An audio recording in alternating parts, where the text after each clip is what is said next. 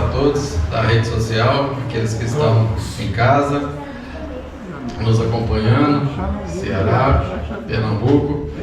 Sejam muito bem-vindos nessa noite. Nós vamos dar sequência ao nosso estudo bíblico. Como você sabe, nas quintas-feiras a gente estuda o livro de Atos. E nós estamos estudando capítulo por capítulo e versículo por versículo. Já estamos no 17, capítulo 17. Hoje vamos estudar mais um capítulo da Palavra de Deus. E eu gostaria de, só para a gente contextualizar e para a gente entender o capítulo, né, mostrar o pano de fundo, né, e a sequência, para não ficar solto a mensagem, para a gente entender. Bom, no capítulo 15, você se lembra que a gente estudou sobre o concílio de Jerusalém, que alguns judeus, chamados judaizantes, eles estavam indo até as igrejas que foram fundadas pelo apóstolo Paulo, as igrejas fora das paredes de Jerusalém, né?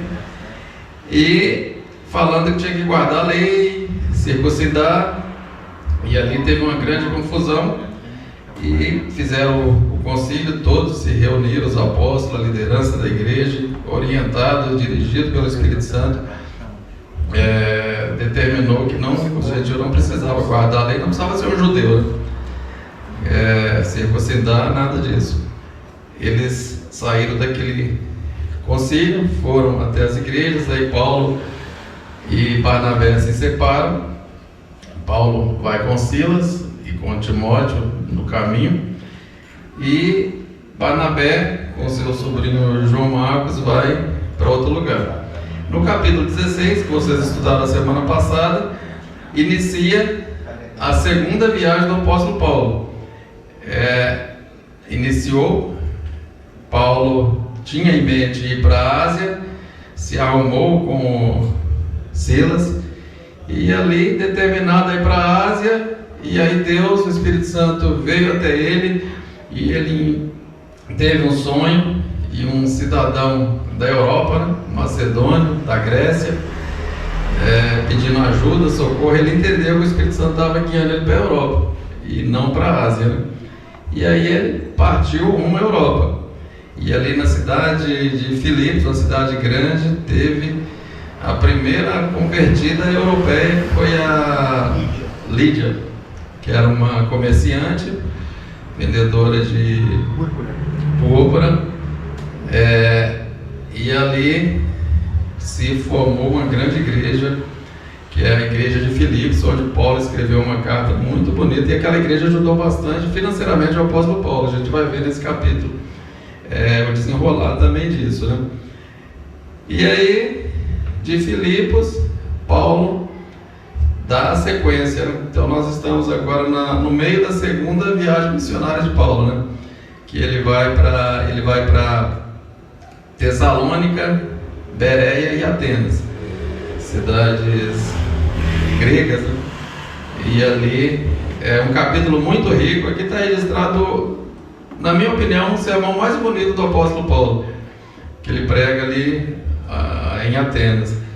E a gente tem muito o que aprender aqui, né? O apóstolo Paulo, ele dedicou 14 anos da sua vida a missões, a levar o evangelho, né? A palavra apóstolo quer dizer enviado. Ele foi enviado e abriu muitas igrejas e sofreu bastante, né? Durante esses 14 anos, mas Deus deu graça para ele, e ele percorreu cerca de 15 mil quilômetros. Naquele tempo não tinha avião, carro, moto, era a pé ou no cavalo, né? Mas na maioria das vezes é a pé. E ele foi açoitado, apedrejado, preso, assaltado, naufragou muitas vezes, foi traído, passou fome, frio, noites sem dormir. E hoje seria esse evangelicalismo que nós vivemos hoje seria como uma fraqueza, né? Como uma derrota. Mas o apóstolo Paulo tinha isso como vitória, porque nada disso fez ele sucumbir, né? E ele continuou guerreiro e foi até o final. E muitas igrejas foram abertas e chegou até aqui nós, né? Nós somos frutos desse missionário, né? Então, capítulo 17, vocês que estão com a Bíblia aberta, a gente vai do capítulo 17, vamos dividir nas 3 cidades que Paulo percorreu, né? Que é Tessalônica, Bereia e Atenas. Do versículo 1 ao versículo 9 é Tessalônica. Só para a gente contextualizar aqui a cidade, Tessalônica era a capital da Macedônia, então era uma cidade muito grande, uma cidade, hoje a gente chamava de como se fosse Nova York, uma cidade muito populosa e muito importante. Então, assim, o apóstolo Paulo ele era estrategista nisso também, né? Cidade grande, dali o evangelho saía para cidades menores, né? Porque muita gente passa por ali, né? Caminho de muita gente, e havia as estradas romanas também, que ligava uma cidade à outra. Então isso facilitou bastante, né? Inclusive essa igreja de Tessalônica, a gente vai acompanhar algumas leituras também na carta, porque Paulo escreveu 2 cartas também para essa igreja que ele fundou. Foi uma igreja que, essa igreja, diferente das outras, ela tinha mais gentios, mais pessoas vindo do paganismo, diferente de outras igrejas que eram muito prosélito e temente a Deus, né? O prosélito era aquele convertido ao judaísmo, né? E o temente a Deus era aquele que não se circuncidou, que a gente hoje chama de visitante, né? Aquele que está ali na igreja, né? Mas ele é temente a Deus, ele guardava a lei, ele só não tinha circuncidado, não pegou a carteirinha lá da sinagoga, né? Mas, e essa pessoas vindas do paganismo. E o grego, a gente sabe que era muita promiscuidade, né? Então, se tornou uma igreja muito grande. E a gente, para entender também a viagem, a gente lendo a carta que Paulo escreveu aos Tessalonicenses, a gente consegue montar o quebra-cabeça e entender alguns detalhes que ficaria muito difícil da gente entender sem essas cartas também de Paulo, né? Bom, então, Tessalônica é uma cidade grande. A gente vai... Vamos ler, porque a gente vai falando, vai acompanhando aqui a leitura, a partir do versículo 1. Bom, vamos lá. Versículo 1 diz o seguinte: tendo passado por Anfípolis e Apolônia, chegaram a Tessalônica, onde havia uma sinagoga de judeus. Bom, então Paulo saiu de Filipos e pegou a estrada que cortava todas essas grandes cidades, né? A estrada feita pelos romanos, né? Uma estrada chamada Ignácia, que cortava da engenharia romana, né? E ele passou por essa primeira cidade, Anfípolis, né, e Apolônia, que eram cidades menores, mas ele estava de olho em Tessalônica, né? Porque dali o evangelho expandia para essas cidades menores, né? E aí ele já mostra a estratégia do apóstolo Paulo, né? Que Tessalônica era uma cidade importante, uma cidade comercial, né? Passavam muitos comerciantes por ali, então ele segue o seu padrão, né? E a gente vai perceber que o padrão dele qual que era? Tanto que essas 2 primeiras cidades não tinha sinagoga, né? Ele começava primeiro na sinagoga porque ele era rabino, então ele chegava na sinagoga, ele tinha uma oportunidade e tome Jesus para cima deles, né? E aí dali aí a gente vai ver que ele ficou 3 sábados não na cidade ele ficou mais tempo, mas na sinagoga, porque para o judeu era no sábado, né? Então se fosse na quarta-feira, ele ia na quarta-feira, mas como o povo estava lá era no sábado, então ele ia no sábado. Versículo 2: Paulo, segundo o seu costume, foi procurá-los e por 3 sábados arrazoou com eles acerca das Escrituras. Então, ele chegou na cidade, né, se estabeleceu ali, e no sábado ele ia na sinagoga. Chegava lá, tinha oportunidade, e aqui usa, não sei se a versão que você está usando aí usa essa palavra também, arrasou. É o 2 ou 3? Versículo 2. Ele arrasou, que essa palavra quer dizer dialogar, não seria bem um debate, né, mas ele ia, dialogava lá com o povo ali da sinagoga, e a gente vai ver qual que era a estratégia dele. Ele apresentava a Escritura, o Velho Testamento, né, e ali ele ia mostrando quem foi Jesus e as profecias acerca de Jesus, né? E aquilo ali era novidade, porque todo judeu ele esperava o Messias, mas ele esperava o Messias rei, aquele que ia vir no cavalo branco, ia sentar no trono em Jerusalém e ia mandar em todo mundo, né? Só que, então as passagens do Velho Testamento que apresentava o Messias como sofredor, servo, sofredor, eles não davam muita atenção porque não imaginava, né? E aí ele buscava, pega os rolos aí. A Bíblia antigamente não era igual essa daqui não, era os rolos, era livro separado, não. Cada rolo ia daqui lá na porta lá. E também não era separada por versículo e capítulo, né? Então tinha que conhecer muito, né? Só que o Rabino, desde com 10 anos de idade, ele já decorou o Velho Testamento todo, então sabe onde encontrar os textos ali naqueles rolos.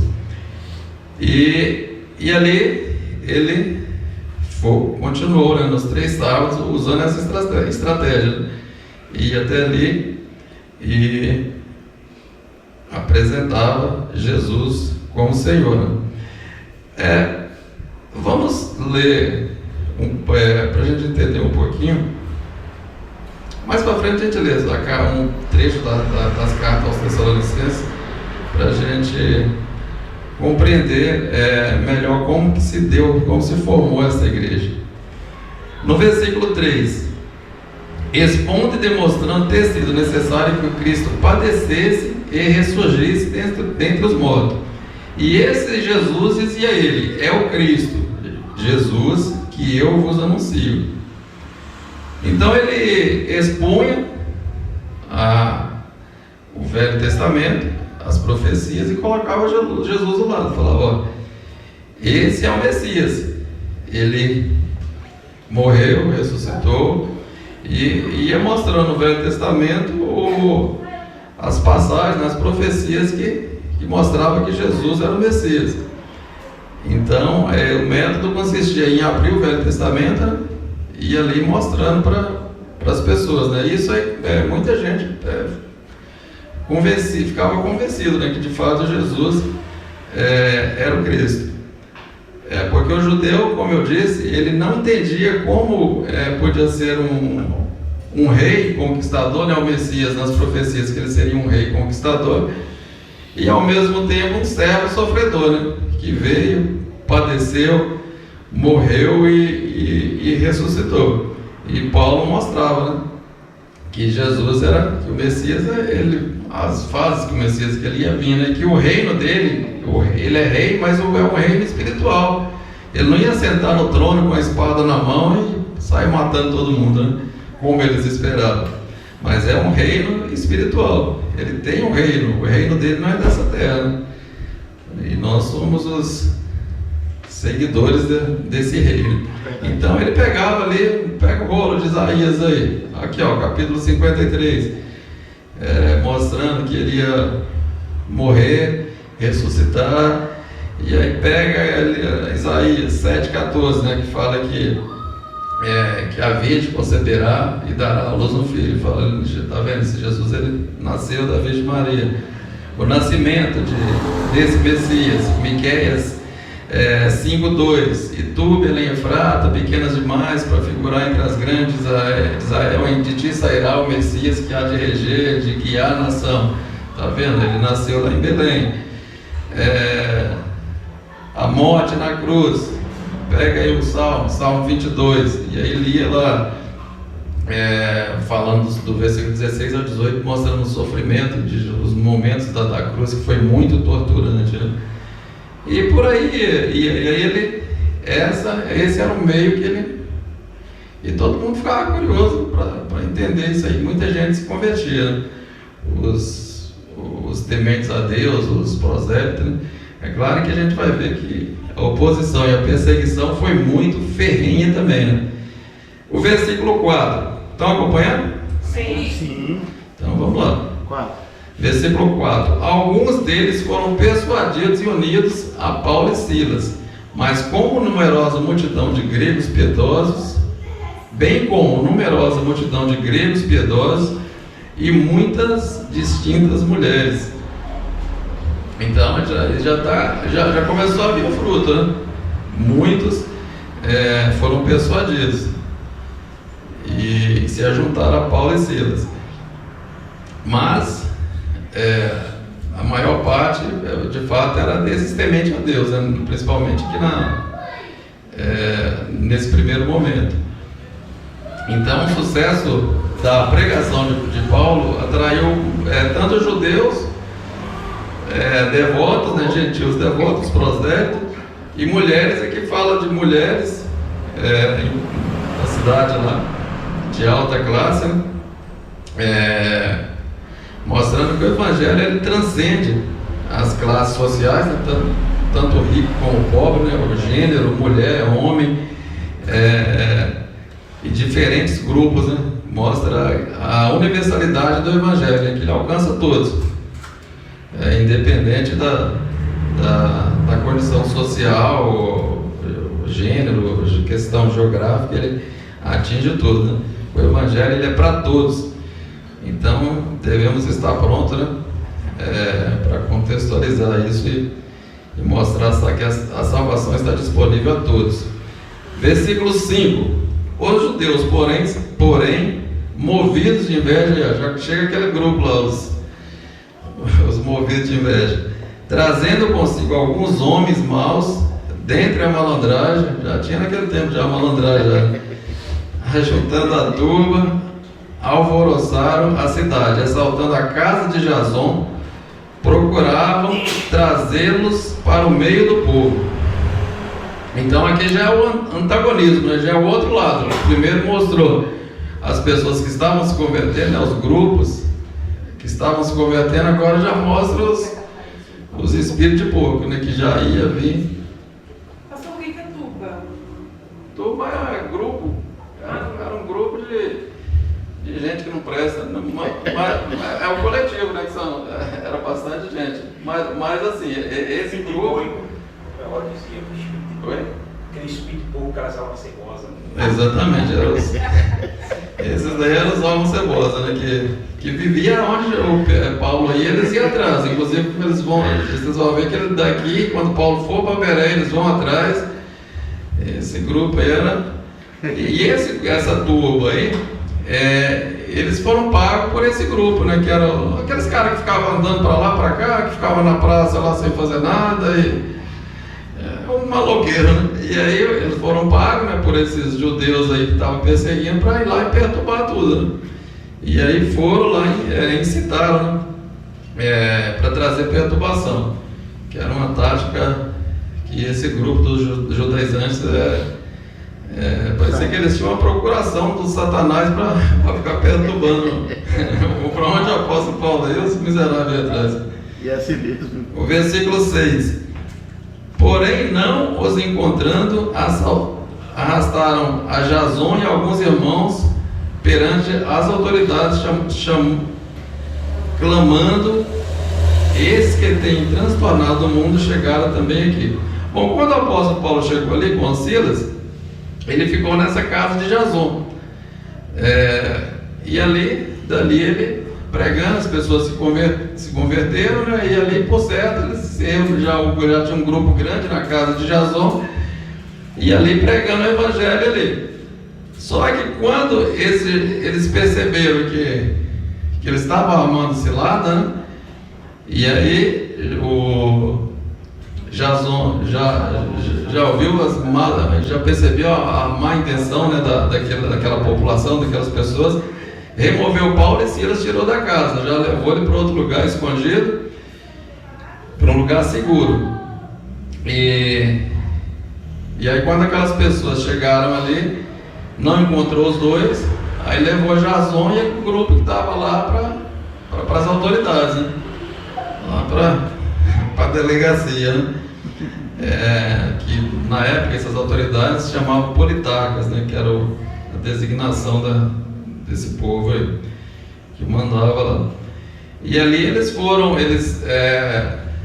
a acusação é a seguinte: levaram eles para lá e falaram: esse daqui é aquele grupo que está alvoroçando o mundo todo lá e chegaram aqui. Então, mostrando que o Evangelho ele confrontava as estruturas sociais e religiosas, né? Então já chegava o povo já. Mas a preocupação também, a gente vai ver que era mais do que isso, né? Porque eles eram acusados de sedição, né? De agitar.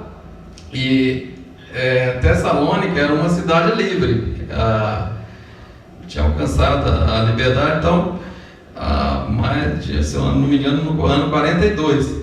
E aí o que acontece? Só que os romanos estavam ali de olho, né? Não tinha nenhuma autoridade de Roma ali, mas de olho em tudo. Então, se fosse acusado de sedição, né?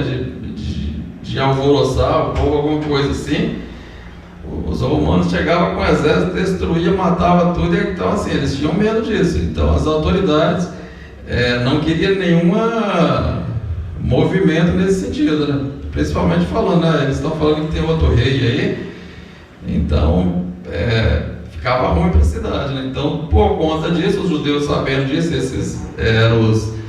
essa turma aí, então já foram para as autoridades e falaram isso, né? O versículo 7: os quais Jason hospedou, todos estes procedem contra os decretos de César, afirmando que seja Jesus outro rei. Então foi essa a acusação, né? Olha, eles estão falando que tem outro rei, um tal de Jesus. E aí, se isso cai no ouvido lá de Roma, a cidade podia ser devastada pelos romanos. Estava tendo uma agitação lá. Então as autoridades temeram por conta disso. Então, porque eles já começaram a vincular que a mensagem cristã, né, que o cristianismo era uma traição política, acusando os cristãos, né, de promover um outro rei. Mas estava distorcendo a verdade, né, porque o rei que nós seguimos é um reino espiritual, né? E então, por conta disso, e Jason, a gente vai ver aqui no versículo 8, tanto a multidão como as autoridades ficaram agitadas ao ouvirem essas palavras, né?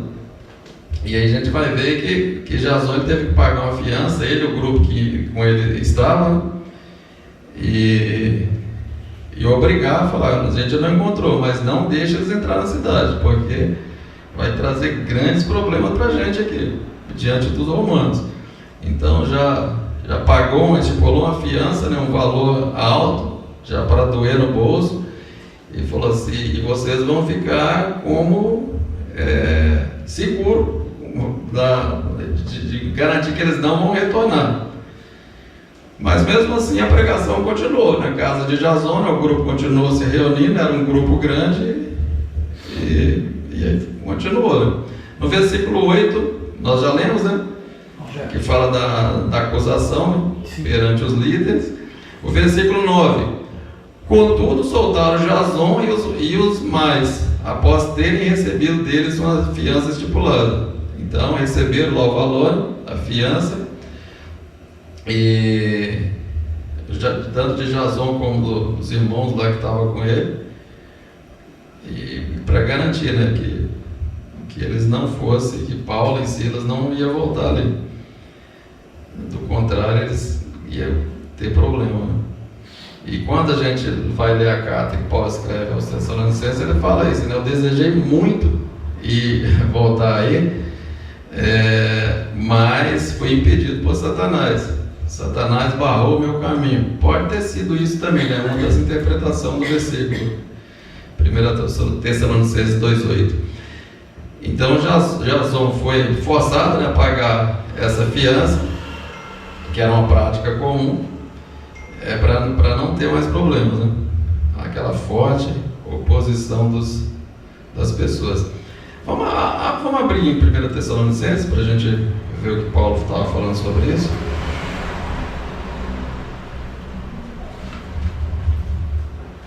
Primeira Tessalonicenses,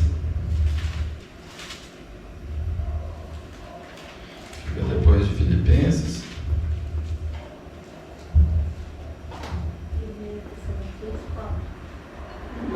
Alguns versículos aqui. Porque quando Paulo, a gente vai ver mais para frente, né, que ele teve que sair daí corrido, né, fugido da cidade.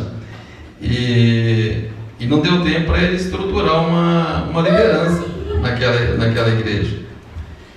E por isso Timóteo teve que voltar ali para pastorear aquela igreja até dar uma estruturada, porque era muito novo convertido, pessoas vindo do paganismo.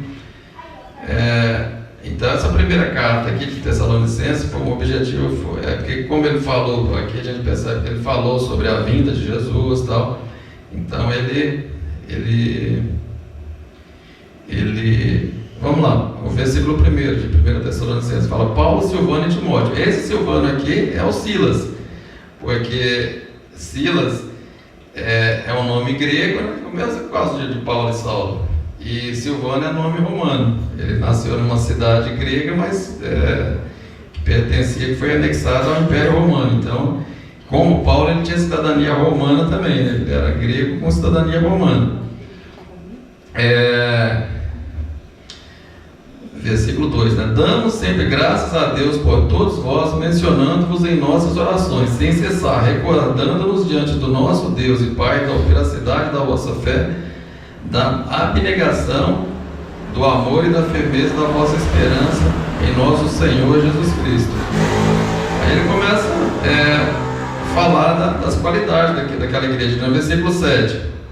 De sorte que vos tornaste um modelo para todos os crentes da Macedônia e na Caia. Você vê que o evangelho já saiu dali, né? Já se espalhou para toda a região. Porque de vós repercutiu a palavra do Senhor, não só na Macedônia e na Caia, mas por toda parte se divulgou a vossa fé para com Deus, a tal ponto de não termos necessidade de acrescentar coisa alguma. Então essa igreja ela se tornou um modelo para toda a região. O evangelho se espalhou dali, né? E a gente percebe também que a perseguição não foi só para o apóstolo Paulo, mas para todos os irmãos ali. A coisa não ficou bem para ninguém ali. O capítulo 3.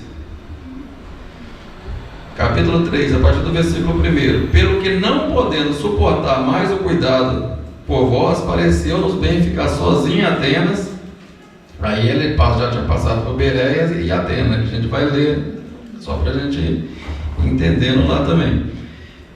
Enviamos nosso irmão Timóteo, ministro de Deus no Evangelho de Cristo, para, em benefício da vossa fé, confirmar-vos e exortar-vos, a fim de que ninguém se inquiete com essas tribulações, porque vós mesmos sabeis que estamos designados para isso. Já está falando das tribulações, né? Porque a gente já estava destinado para isso, né? Pois quando ainda estavam convosco, predizíamos que íamos ser afligidos, o que de fato aconteceu, e do vosso conhecimento. Foi por isso que, já não me sendo possível continuar esperando, mandei indagar o estado da vossa fé, temendo que o tentador vos provasse e se tornasse inútil o nosso labor. Então o apóstolo Paulo estava preocupado, né? Ele falou: a igreja só novo convertido, não deu para estruturar a liderança. Aí mandou Timóteo para lá. Ele falou: esse povo vai desviar tudo com essa tribulação que eles estão passando lá, né? Vão voltar tudo pro paganismo, né? O versículo 6: agora, porém, com o regresso de Timóteo, vindo do vosso meio, trazendo boa notícia da vossa fé e do vosso amor, e ainda que de sempre guardais grata lembrança de nós, desejando muito ver-nos como aliás também nós a vós outros. Sim, irmãos, por isso fomos consolados acerca de vós pela vossa fé, apesar de todas as nossas privações e tribulações, porque agora vivemos, se é que estáis firmado no Senhor. Então dá para a gente entender um pouco do que foi a formação desta igreja. E foi com muita dificuldade. O apóstolo Paulo tinha avisado que eles iam ser afligidos, e de fato aconteceu, né? E aí o apóstolo Paulo daí foi para Bereia. Do versículo 10 ao 14 ele já está em outra cidade, em Bereia. Vamos lá? Vamos voltar lá para Atos 17? Versículo 10. E logo durante a noite os irmãos enviaram Paulo e Silas para Bereia. Ali chegados, dirigiam-se à sinagoga dos judeus. Ora, versículo 11, estes de Bereia eram mais nobres que os de Tessalônica, pois receberam a palavra com toda avidez, examinando as escrituras todos os dias, para ver se as coisas eram de fato assim. Bom, ele chegou lá mesmo, essa estratégia, né? Na sinagoga, pega a Bíblia, vamos lá. Só que ele fala que esses daí eram mais nobres. Eles falaram, opa, vamos lá, a gente gosta de ler Bíblia aqui também. Essa sinagoga aqui da Bereana, a gente gosta das escrituras. E aí vamos examinar para ver se está falando a verdade mesmo.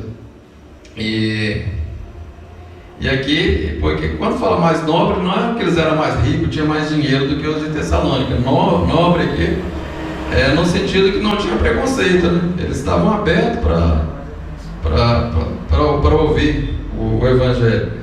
Mais interesse. Mais interesse, a mente mais aberta, né? E aí Paulo, vamos lá, então pega aí o Velho Testamento, vamos lá. E aí ele teve uma recepção melhor nessa cidade. E os bereanos eles foram elogiados por Lucas, né? por essa atitude. Que a fé deles era baseada no estudo, em examinar as escrituras. Não, e isso aí acabou servindo de modelo, né? Porque a nossa fé tem que ser baseada nas escrituras. Examinar, ouvir, examinar, é como o médico faz, né? Você vai lá que começa a examinar a sua garganta, ouvido, examinar para ver se de fato isso é isso mesmo. E aí devemos ser igual aos bereanos, né? Então, um modelo para nós seguirmos. Versículo 12. Com isso, muitos deles creram, mulheres gregas, as mulheres de novo, de alta posição, e não poucos homens.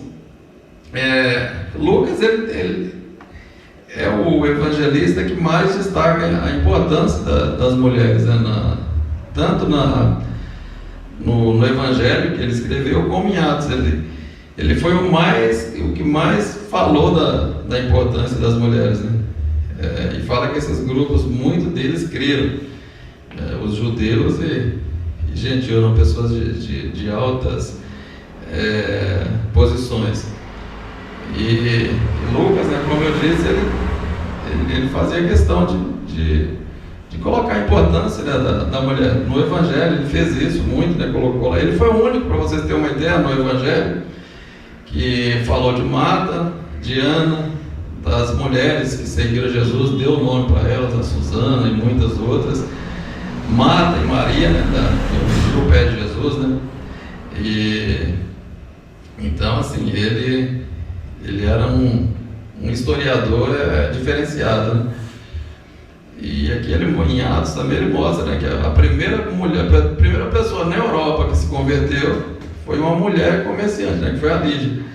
Então ele fazia questão de mostrar, né, de colocar a posição de destaque dessas mulheres, né, do plano de Deus. O versículo 13: mas logo que os judeus de Tessalônica souberam, de novo os miseráveis lá, vem atrás, né? Mas logo que os judeus de Tessalônica souberam que a palavra de Deus era anunciada por Paulo, também em Bereia, foram lá excitar e perturbar o povo. De novo os perturbando. Então, modéstia. Então, quer dizer, foi em outra cidade, deixa a casa dele lá para em outra cidade perturbando. Gastar dinheiro, né? É um pouco perturbado mesmo. Versículo 14. Então os irmãos promoveram sem detença a partida de Paulo para o outro lado do mar. Porém Silas e Timóteo continuaram ali. Mais uma vez Paulo teve que sair fugido da cidade, só que ele deixou Timóteo e Silas ali, pastoreando a igreja, né? E aí quando ele chegar lá em Atenas, né, vai falar para eles, quando Timóteo chega, ele fala, volta lá agora em Tessalônica. Então, para proteger o Paulo, né, por essas perseguições, mandaram ele para outra cidade. O que mostra também que, assim, o crente não tem que dar um de herói também, né? Se ele vê que está correndo risco, ele tem que...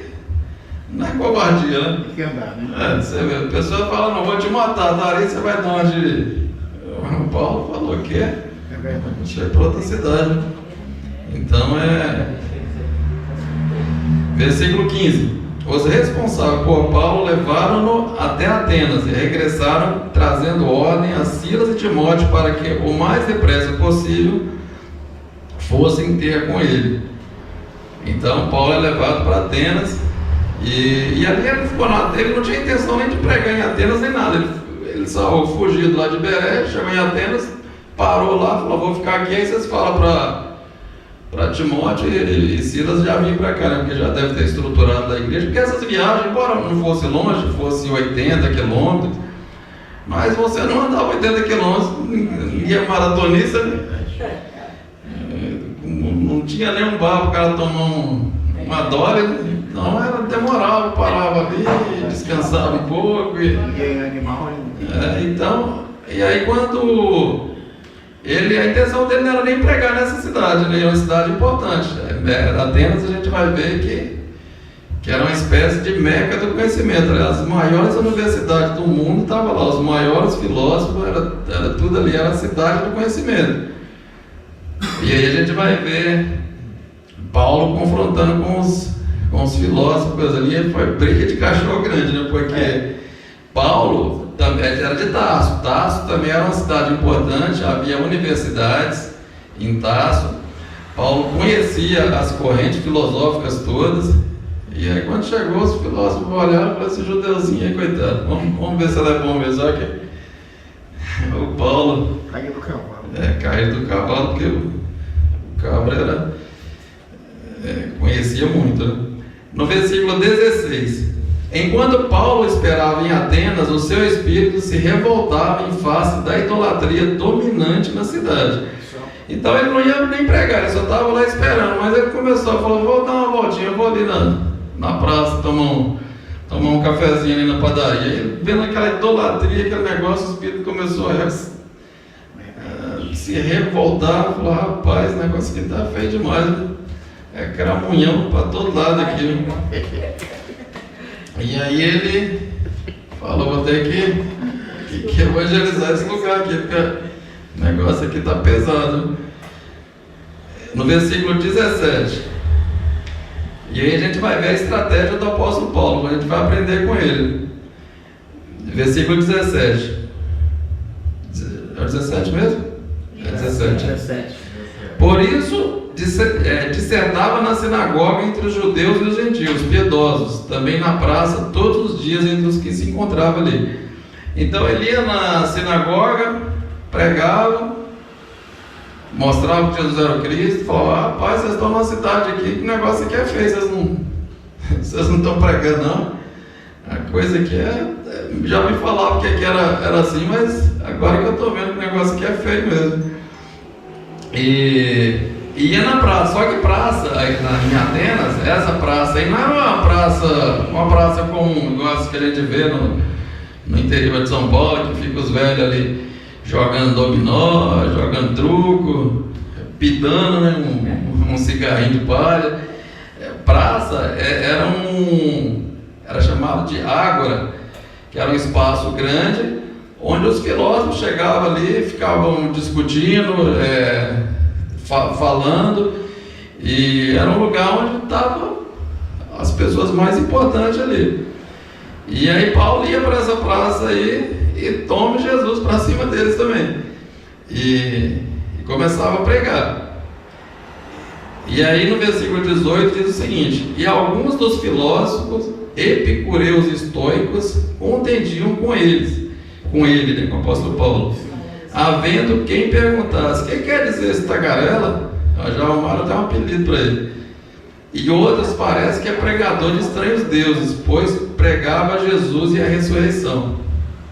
E aí já ouvindo Paulo ali na praça, conversando, pregando, falaram: mas os filósofos, a gente vai ver essa, porque havia várias correntes filosóficas ali é o lugar de Platão, Sócrates, lugar da filosofia, né?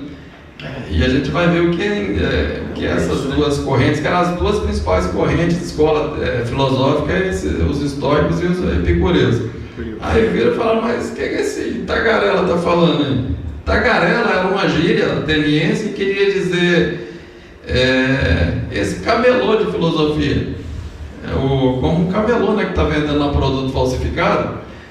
Então esse camelô de segunda mão, vendendo produto falsificado. E aí foram lá, né, falaram: vamos ver o que esse camarada quer. E aí foram lá confrontar Paulo. Quem que eram os estoicos, essa corrente filosófica, né, que seguia essa corrente, que foram alguns desses filósofos, né? Bom, esses dessa corrente filosófica, eles criam que tudo era literalmente, eles eram panteísta. O panteísta é aquele que tudo para ele é Deus. Fala: a natureza é Deus, o mar é Deus, os pássaros são Deus, tudo é Deus. E depois, se a gente também, depois que a gente morre, a gente vira estrelinha e volta para Deus. Então era panteísta. Eles não, assim, deísta, né? Acreditavam que tudo era Deus. Era fatalista também. O que está acontecendo é destino. Então a gente não consegue mudar nada na nossa vida. Tudo é fatalismo, destino. Aí vocês já começam a perceber que essas correntes filosóficas que vêm lá de trás, elas atravessaram os séculos e chegaram até hoje. Não tem muita gente que é fatalista, que tudo para ele, não. Os hindus, por exemplo, são fatalistas. Acredita que tudo é destino, né? Está destinado e é da vontade de acontecer e não tem como mudar aquilo. Aí eles criam também que tudo se desintegra, né, e volta para Deus. Mas não um Deus pessoal, né? Um Deus impessoal, que a planta, a árvore é Deus, o rio é Deus. Já os epicureus, eles também não criam. Eles criam que com a morte acabava tudo. Morreu, acabou. Eles criam a existência de vários deuses. Mas também esses deuses, eles não intervinham na terra. É o chamado deísta, né? Que é aquele que crê que Deus fez o mundo e deu corda e falou: se vira por aí e não intervém. E eles criam também que a principal finalidade do homem era buscar o prazer. Então de uma corrente do hedonismo, né?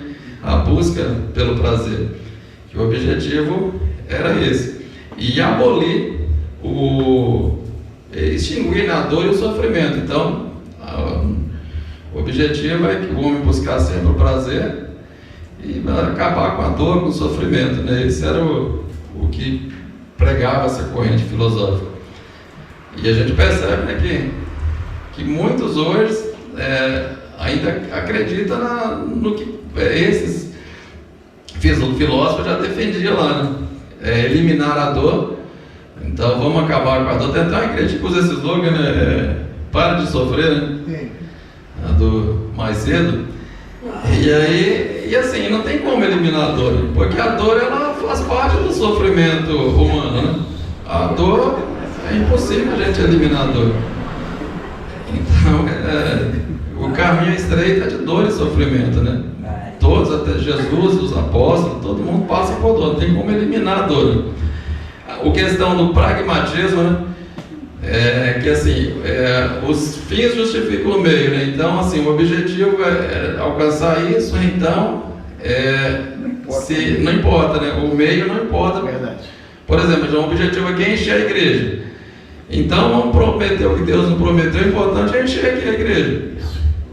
Esse é o pragmatismo, né? Que também fazia parte dessas correntes. E também você percebe, assim, você vê que o homem é o centro, né?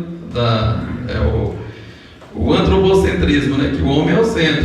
E hoje, até em muitas igrejas tem isso, né? Você vê que o louvor, falando do homem, a pregação, que o homem, que Deus não passa de um aladinho que vive para servir o homem, né? Fazer a vontade do homem. E o utilitarismo também, que é oferecer receita para os problemas, né? Então, qualquer problema que você tiver, Deus vai resolver. Então, se o seu problema, eu vou criar um menu aqui, na segunda-feira vamos ter um culto, uma reunião para resolver o problema da família, na terça de drogas, na quarta de desemprego, sei lá, e aí é o utilitarismo, né? E aí você vê esse cardápio que você precisa e Deus está aqui para resolver o seu problema. E não é nada disso, né? E Paulo vai confrontar eles. A gente vai ver com o sermão de Paulo que mostrando o Deus verdadeiro, né? Que ele chama de Deus desconhecido para eles, né? Então é um desafio para a gente, porque esse pensamento filosófico lá do paganismo grego, você vê que está dentro da igreja, né? Chegou hoje, né? De pastores, né? E você vê a relação de mercantilista, né? De vender essas coisas e pare de sofrer, tal, toda coisa que o evangelho que Paulo, esses dias eu vi um pastor. Ele levou o prefeito na igreja dele, um pastor grande aqui de São Paulo. E aí, diante da igreja, ele, aqui está o prefeito, essa igreja é sua, esse povo é seu. Eu fiquei imaginando, falei, se o apóstolo Paulo tivesse ali, o que ele imaginava, né? Um mercenário, vendilhão da fé, diante do povo, da igreja, e não era beriano o povo não, porque o povo estava lá aplaudindo, né? Aquele povo lá não é negócio beriano, que examinava a escritura. Beriano não aplaude isso. Então, assim, é uma coisa nojenta, vomitativa, né? Só de ver aquilo ali já me causou ânsia de vômito. No versículo 19, vamos ver o apóstolo Paulo com esses cabras aqui. Então, tomando consigo, levaram ao Areópago, dizendo: poderemos saber que nova doutrina é essa que ensinas? Então eles ouviram e falaram assim, tagarela, né? Aí levaram ele para o Areópago, que era um espaço maior, onde ficava o tribunal, o fórum, onde ficavam aquelas pessoas que discursavam, e esses grupos de filósofos levaram ele lá diante do Areópago, que era um lugar grande. Vamos ver o que esse cara ele tem, o que ele está pregando. E aí Paulo lá diante deles, no versículo 20: posto que nos traz aos ouvidos coisas estranhas, queremos saber o que vem a ser isso. Então eles, você está falando umas coisas aí que a gente não está entendendo muito bem não. A gente chamou de tagarela, de que você está vendendo uma filosofia de segunda mão, mas eu não queria te ofender não, mas a gente queria só entender. Entender mais, né? Vamos ver o que é isso que você está vendendo, né? E ali, praticamente foi o primeiro debate, né, entre um cristão e um grupo filosófico da história, né? Depois esse debate ia continuar. No versículo 21, pois todos os de Atenas e os estrangeiros residentes de outra coisa não cuidavam senão dizer ou ouvir as últimas novidades. Aqui é engraçado que Lucas primeiro fala, os filósofos pegaram ele, aquele grupo, levou lá para o Areópago e ali perguntaram, fala pra gente como explica direito esse negócio que você estava falando na praça, a gente não estava entendendo direito. E aí Lucas pega, abre um parênteses para explicar, fala, talvez aconteceu isso aqui, porque os residentes de Atenas e os estrangeiros, aqueles que estão morando aqui em Atenas, não cuidavam senão de dizer e ouvir as últimas novidades. O que ele estava falando? Ele falou, esse povo é meio fofoqueiro. É um povo, quer dizer, e tanto o que mora aqui e o que chega aqui fica igual a eles também. Os estrangeiros também chegam aqui, passam um mês e está fofoqueiro também. Se Lucas fosse do Capão Redondo, ia falar, isso é tudo Zé Povinho aqui. Esse povo aqui é curioso, fica curiando a vida de todo mundo. E aí, no versículo 22, então Paulo, levantando no meio do Areópago, disse: Senhores atenienses, em tudo vos vejo acentuadamente religiosos. A gente percebe que, primeiro, o apóstolo Paulo, no começo, quando ele viu aquela idolatria, o espírito dele é revoltado. Só que aqui, ele não ofende eles. Ele não chegou, já abriu seus miseráveis, idólatras. Não, ele falou, vejo que vocês são muito religiosos, parabéns. Então, assim, você já percebe que, porque se você ofender, teve uns aí que estavam chutando as imagens na igreja um tempo, lembra? Isso aí vai converter alguém? Só vai suscitar a ira da pessoa, né? Você já chega xingando, você vai pregar para alguém, já chega xingando a religião da pessoa, esculachando tudo, aí pronto, já perdeu. O apóstolo Paulo não, falou, já chegou e falou, vejo que vocês são bem religiosos.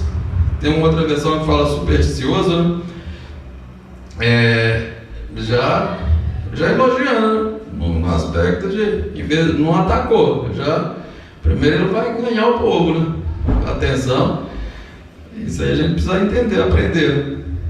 Quando eu era novo convertido também já chegava já esculachando, aí não ganha ninguém não. Também. Faz assim expulso, né? Então é que o novo convertido é abestalhado mesmo. Depois até o apóstolo Paulo, a gente percebe no começo dele que ele era abestalhado. Que ele também era abestalhado. Ele teve que ir, passou 3 anos estudando, depois voltou para a cidade dele mais 10 anos. Agora ele está. Faz 14 anos estudando. Então mas o novo convertido ele já chega esculhambando, aí já a pessoa é pior do que vai querer ouvir um miserável desse. No versículo 23, porque passando e observando os objetivos do vosso culto, encontrei também um altar no qual está escrito, ao Deus desconhecido. Pois esse que adorai sem conhecer é precisamente aqueles que vos anunciam. Olha a estratégia do apóstolo Paulo. Sábio, né? Ele falou, vejo que vocês são muito religiosos. Isso é bom, né, mano? Cidade religiosa dessa, parabéns para vocês. Estou encantado com isso. E engraçado que eu estava olhando os altares de vocês, aquelas coisas bonitas, né? Isso. E eu vi um lá que estava escrito, ó, Deus é desconhecido, só que eu olhei, não tinha nenhuma imagem, nenhum santo lá no meio. E esse Deus desconhecido que estava lá, que só tinha a plaquinha, ó, Deus desconhecido, aí olha que coincidência, olha que coisa linda, coincidência. Eu vim aqui para falar dele. Vi até o altar do Deus que eu sirvo ali. Talvez vocês não conhecem muito bem esse Deus desconhecido, mas eu vou apresentar. Ele vai deixar de ser desconhecido daqui a pouco. Vou começar a falar dele, aí vai ter até que mudar lá depois, ele vai ficar conhecido aqui. Espera aí que vocês vão conhecer esse Deus. E aí, vocês percebem aqui que Paulo, ele usa os elementos da cultura. Você percebe que na sinagoga, que era judeu, pessoas com o Velho Testamento, com a Bíblia, ele chegava lá, opa, Bíblia, vamos aqui. Agora aqui não, esse povo aqui não conhece Bíblia, Velho Testamento, não conhece nada, é tudo pagão. Na Grécia, né? Aí é o ponto de contato, né? Aí já foi lá pro altarzinho dele, né? Vamos lá que eu vou apresentar esse Deus desconhecido. Foi uma coincidência, né? Mas que bom, né? Pera aí. Versículo 24. O Deus que fez o mundo e tudo que nele existe, sendo ele Senhor do céu e da terra, não habita em santuário feito por mãos humanas. Aí chegou e falou, sabe por que só tem o nome lá escrito ao Deus desconhecido e não tem nenhuma imagem lá representando ele? Porque ele não habita em santuário, ele não ele é tão grande, ele criou os céus, a terra, ele criou tudo que nem cabe, ele não cabe no altar desse. Esse é o Deus desconhecido, que eu vou falar sobre ele. Ele é o Criador, ele não é criatura, ele é o Criador, ele que criou tudo. Ele fez todas as coisas. Então ele não pode ser adorado por objeto, por uma figura que coloca lá no lugar dele, porque ele é Criador, ele criou todo mundo, ele guiou a história, é ele que comanda tudo, ele é o Todo-Poderoso. O versículo 25: e também ele não é servido por mãos humanas, como se alguma coisa precisasse, pois ele mesmo é quem a todos dá vida, respiração e tudo mais. Não pode ser Jesus. Aí ele já, devagarzinho, ele já começou a dar umas cutucadas, né? Porque o pagão, ele acreditava que o Deus dele, ou aqueles altares, ele precisava de sacrifício, ele precisava de oferta. Você tinha que... Ele falou: não, mas esse Deus desconhecido, ele é diferente, ele não é servido por mãos humanas, não precisa dar sacrifício para ele lá, colocar maçã, matar as coisas ali para ele, não precisa de nada disso. Ele é ao contrário, ele que dá vida, respiração, ele que faz tudo isso. Então a gente precisa, a gente que depende dele, ele não depende da gente, das nossas ofertas, é a gente que depende dele. E a gente já começou a falar da autossuficiência, né, de Deus e da dependência do homem. O versículo 26: de um só fez toda a raça humana para habitar sobre toda a face da terra, havendo fixado os tempos previamente estabelecidos e os limites da sua habitação. Então fala, não sei se vocês já ouviram falar em Adão e Eva, mas ele fez Adão, depois um casal, e daquele casal toda a humanidade, todo o país que está aqui foi estabelecido por ele. E esse é o Deus desconhecido, que vai deixar de ser desconhecido daqui a pouco. Você já está começando a conhecer ele, né? Versículo 27: para buscarem a Deus, se porventura tateando ou possa achar, bem que ele não está longe de cada um de nós. Então esse Deus que fez o ser humano, fez a humanidade, ele não está tão distante assim. Ele, diferente do Deus dos epicureus e dos estoicos, que é um Deus impessoal, que fica na natureza, esse Deus ele é diferente. Esse Deus desconhecido aí, a gente pode buscar e se relacionar com ele. Ele é um Deus pessoal. Então ele não está distante, não precisa ficar tateando no escuro. Se a gente buscar ele de coração, a gente vai encontrar. Ele está pronto para se revelar. Então esse Deus desconhecido, eu estou apresentando ele para vocês. No versículo 28: pois nele vivemos e nos movemos e existimos, como alguns dos vossos poetas têm dito. Você vê, ele não está citando mais Velho Testamento, nem Bíblia, nem nada. Agora ele vai citar o poeta deles. Cultura deles. Você vê que o cabra é medonho? Porque dele também somos geração. Então Paulo, ele naquele não sabe que o povo lá não conhece Bíblia, não sabe de Bíblia, no negócio de inspiração. Ele já fala, já pega os poetas dele, já cita uma frase de um poeta deles, o poeta grego, chamado Epimenides, é o nome do cabra, Epimenides, tá até difícil de falar. Então ele se conecta com a cultura daquele povo, com seus ouvintes, né? E ele fala que a humanidade depende de Deus. E cita esse poeta para fundamentar o que ele está falando. No versículo 29: sendo, pois, geração de Deus, não devemos de pensar que a divindade é semelhante ao ouro, à prata ou à pedra, trabalhada pela arte e imaginação do homem. Aí Paulo, mais uma vez, ele argumenta, né? Que se nós somos descendentes, o poeta de vocês não falou que nós somos descendentes de Deus? Se a gente é descendente de Deus, igual o poeta de vocês afirmaram, e vocês conhecem muito bem, Então, é ilógico a gente pensar que esse Deus Todo-Poderoso ele pode ser representado por uma imagem, por uma estátua, porque não tem como, nós somos limitados. Por mais que o artífice, o artista que vai fazer aquela imagem seja inteligente, ele não consegue, porque esse Deus desconhecido ele é todo poderoso. Então qualquer imagem que você faça não o alcança. No versículo 30, ora, aí ele já começa já pega mais pesado. Não levou Deus em tempo o tempo da ignorância, agora porém notifica a todo homem que de todos em toda parte se arrependam. Então Paulo ele declara da paciência de Deus, que fala: você está vivendo tudo errado aí. Mas a partir do momento, agora esse Deus desconhecido já não é mais desconhecido, agora ele é conhecido. Agora vocês estão começando a entender e ver a vontade desse Deus. E o primeiro passo para conhecer esse Deus desconhecido é arrependimento. Precisa se arrepender, metanoia, né? Ter uma mudança de mente, voltar para esse Deus, porque esse Deus ele quer se revelar para vocês. E esse Deus ele veio em forma humana. Vou explicar para vocês que ele veio como homem, né? E foi morto e ressuscitou. Versículo 31. Porquanto estabeleceu um dia em que há de julgar o mundo com a justiça, por meio de um varão que destinou e acreditou diante de todos, ressuscitando dentre os mortos. Aí ele falou do arrependimento, que ele já entra no dia do juízo, já começa a falar do juízo.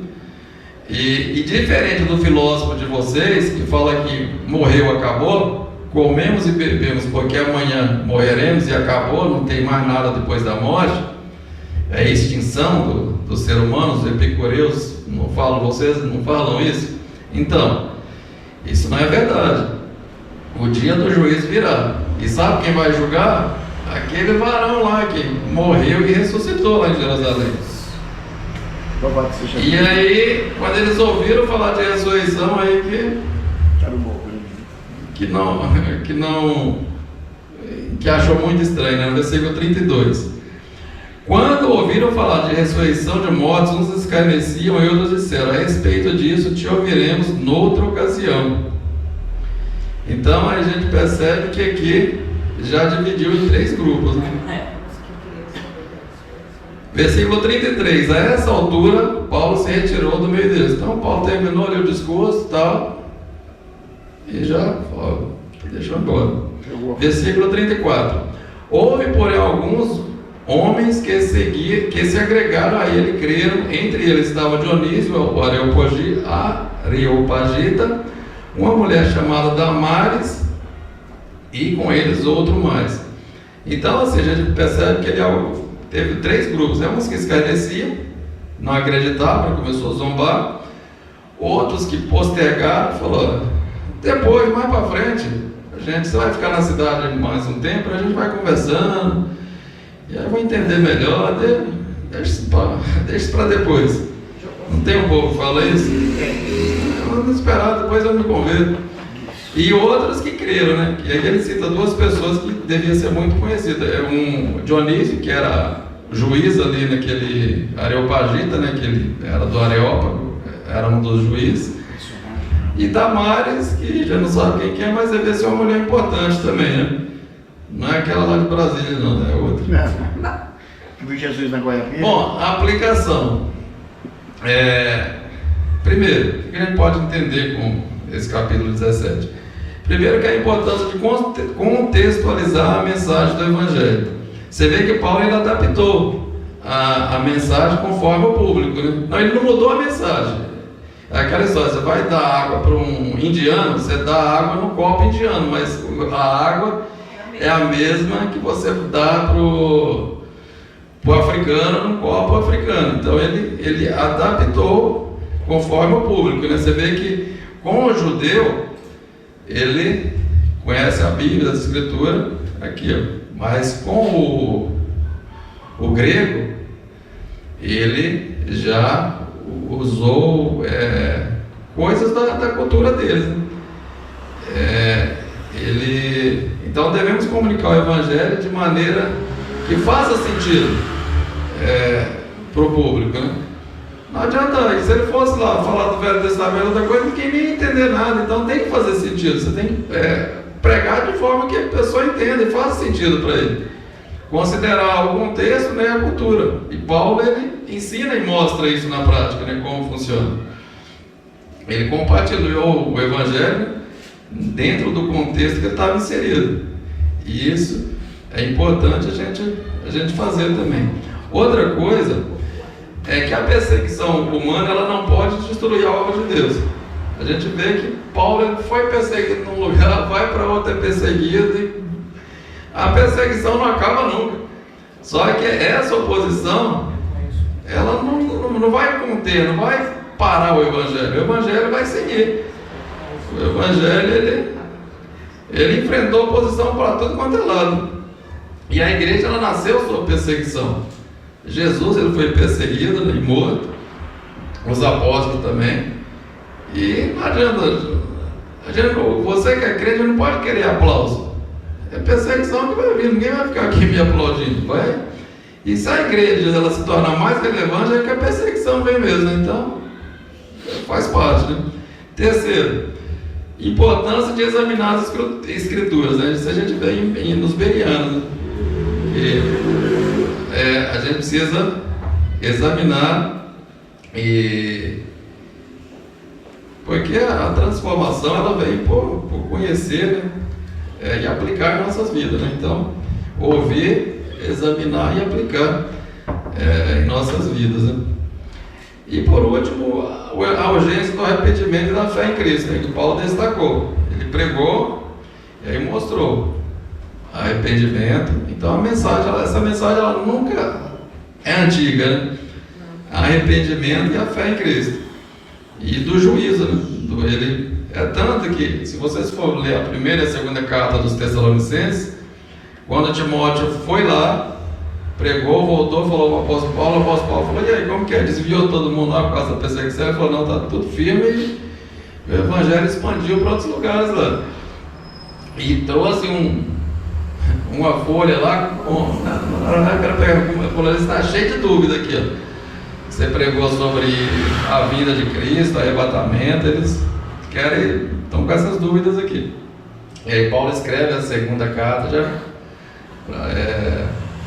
para tirar essas dúvidas dele. Então, é isso. O tempo se foi. Então, o poder transformador da palavra de Deus. Então, esse é um capítulo muito rico. Tem muita coisa aqui para a gente aprender. Mas é isso. Em 1 hora, é isso.